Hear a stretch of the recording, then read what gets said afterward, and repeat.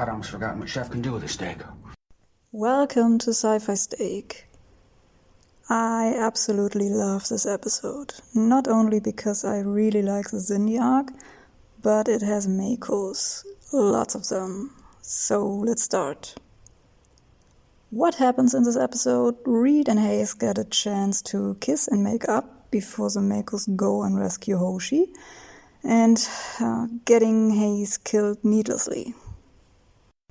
Hoshi wakes up on the Cindy ship. The Cindy need her to decrypt some data, but Hoshi is not exactly in the mood to help, so they tie her to a chair.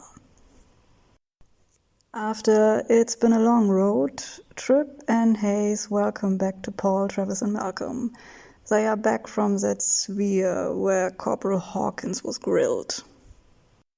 Trip tells to Paul and Travis that Hoshi has been kidnapped, and Malcolm has the rewarding task of telling Hayes that Hawkins got killed.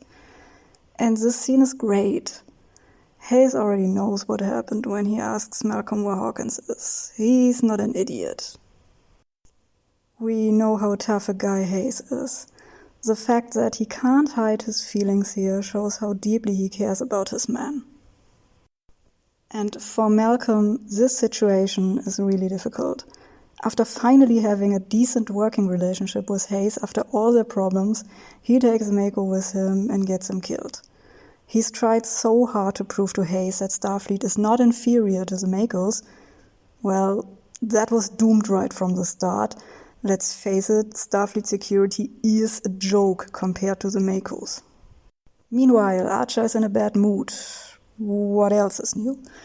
Admittedly, a Death Star being on its way to Earth is a good reason to be in a bad mood. The Cindy try to calm Archer down, reassuring him that the insectoids and the reptilians only have 2 of the 5 launch codes. I love how they basically tell him, don't worry, it's likely they try to hack the codes right now, but it will take a lot of time. Very reassuring, having the future of your planet depending on someone not using password as their password. Archer then lets them know that Hoshi got kidnapped, most likely to help them with their little problem. But Archer is sure Hoshi won't help them. The Cindy primate then says, don't worry, they have ways to force her. These two are just so positive. Trip and Paul work on that little thingy they brought back from that sphere. As usual, they are both a little bitchy. And speaking of bitchy, Archer arrives to lighten the mood. He asks, how is it going? And the answer is, let's blow up one of those spheres to destroy the entire network. Meanwhile, the reptilians prepare to inject Hoshi with an obedience serum, but not before they explain to her what it will do to her, just for the sake of being evil. It seems the Death Star has stopped for some reason, probably to get the weapon ready. Enterprise plus Primate plus a Boreal ships will not have a chance against the reptilians and the insectoids, so the aquatics must join the fight. But it seems they are doing some serious fence-sitting. Archer wants to talk to them. The aquatics are not in a hurry to do anything. Archer points out that they will have a hard time creating a new homeworld when the expanse is currently turned into a hellhole where no one can survive. Then he says, if those guardians are so interested in your well-being, then why haven't they done anything about the spheres? And then he says, well, we can do something about the spheres. How does that sound? Meanwhile, on the Death Star, someone is surely hard at work finding an insurance company willing to deal with this. You can't even afford to trip here without dying. Hoshi is busy decrypting, but it seems Hoshi is not as high from the serum as she should be. When she gets tossed aside, she tries to run away and jump over the railing.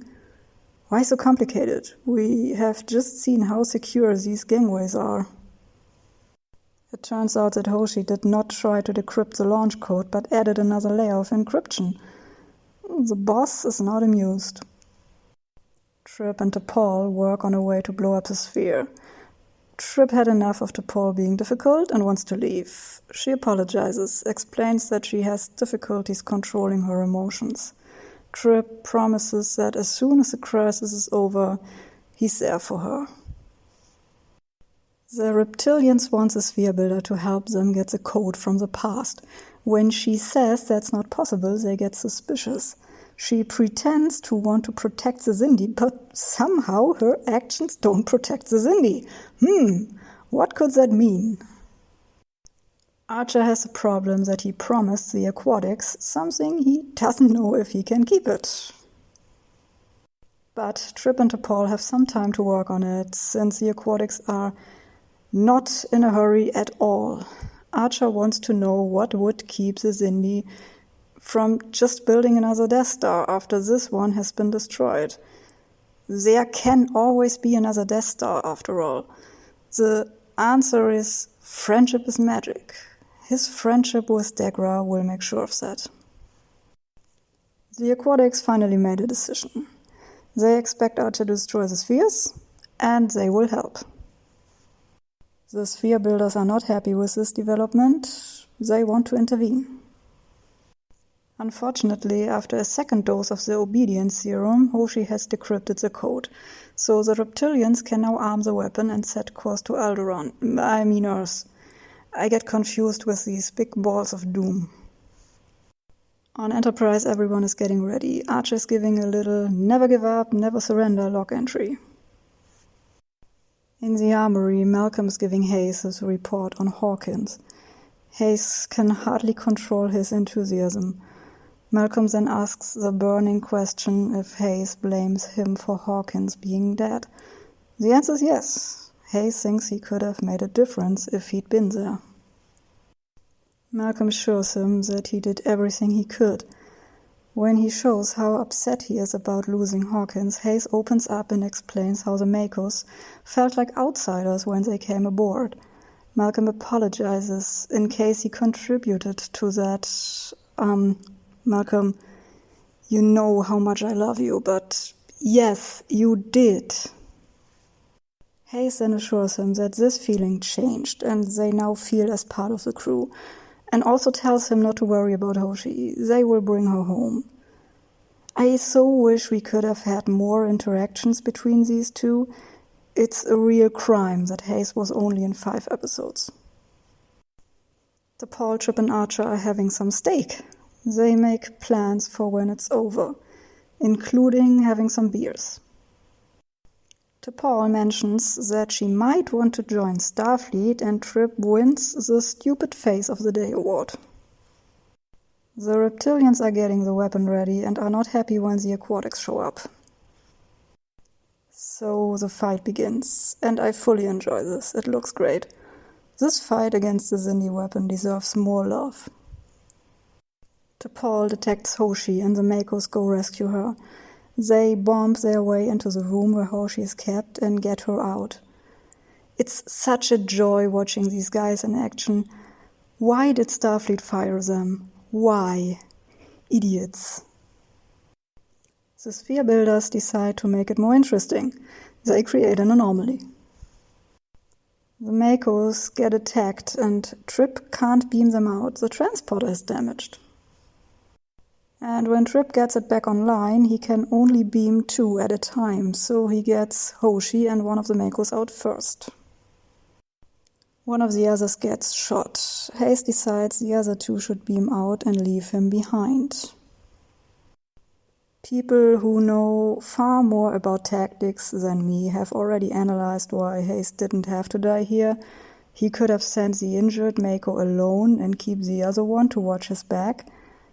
I know Hayes wanted to make sure that his men are safe, but still, this was unnecessary. The weapon sets course to Earth and Enterprise can't follow. In sickbay, Hayes is dying from his gunshot wound. Malcolm comes to see him. And some butthole is always cutting onions during this scene. Hayes knows he's finished and hands his crew over to Malcolm. I don't want to accuse Phlox of anything here. No, yes, I do. I want to accuse him of giving up way too early. He uses his two little thingies there twice, and then he gives up. As unnecessary as this death scene is, it's perfect. Malcolm's face speaks volumes about what's going on in his head. All the if-onlys are written on his forehead. I shouldn't have been so jealous. I shouldn't have behaved like a jerk. I should have worked with him instead of against him. And would that guy please stop cutting onions? Archer cannot choose between a slow ship with big-ass guns or a fast ship with almost no guns. He chooses the fast one. He gets reminded that he still has a sphere to blow up. Malcolm has to tell the Makos that Hayes is dead. He gives a motivational speech and asks for volunteers. Of course, they all volunteer. He picks 3 of them and tells them to get ready. Archer asks how Hoshi is doing. Phlox already unleashed his osmotic eel to help her. Maybe that eel could have done something for Hayes, huh? Archer wants to take Hoshi with him to that weapon. Phlox is not happy about that. He wants to come along, but... Damn, that is the thing when you're the only doctor on the ship, right? At least Starfleet didn't maintain that proud tradition of only having one doctor. Now the insectoids get suspicious of the sphere builders too, since they kind of have proven Archer right when they created that anomaly. The insectoids don't believe this is a coincidence. So the reptilians and the insectoids now turn against each other too. Archer and his crew go on board the Xindi ship to follow the weapon, while Enterprise will destroy the sphere. So they both have a big ball to get rid of. I have hardly anything to complain about with this episode. Maybe a little less bitching between Trip and T'Pol would have been nice. And Hayes' death was very contrived. He didn't have to get shot, and Phlox could have put a lot more effort into saving him. I really love that character, so I'm torn between not wanting him to die and really liking that hero's death he's got. Lesson of the episode? Don't get shot when the osmotic eel is already booked. Thank you all for listening. See you next time here at Sci-Fi Stick. Bye.